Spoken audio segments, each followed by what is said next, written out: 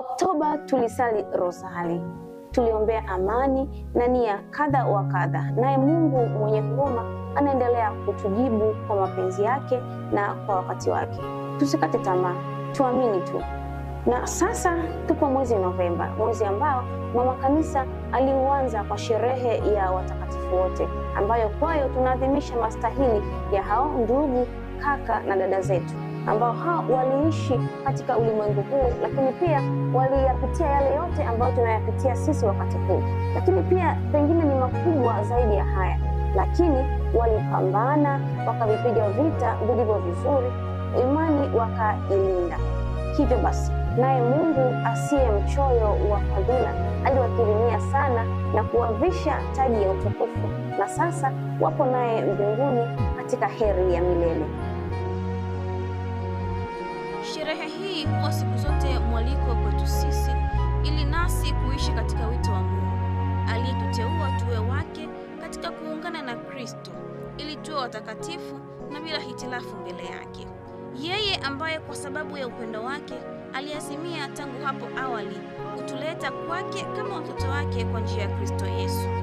Sherehe ya watakatifu wote ilitupa mwanga na kututia moyo ya kuwa utakatifu unawezekana na ni wito wetu sote.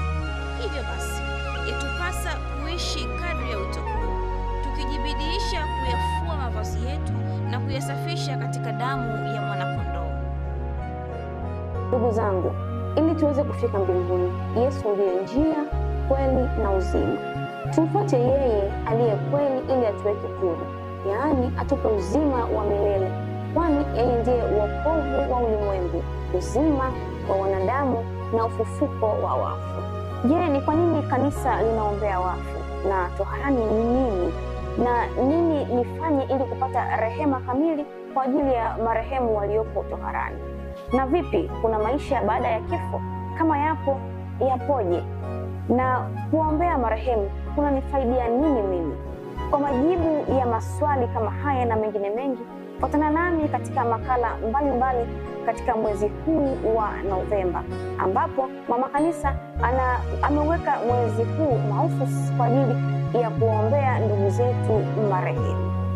Raha ya milele wape Bwana, na mwanga wa milele uangaze. Wapumzike kwa amani. Amina.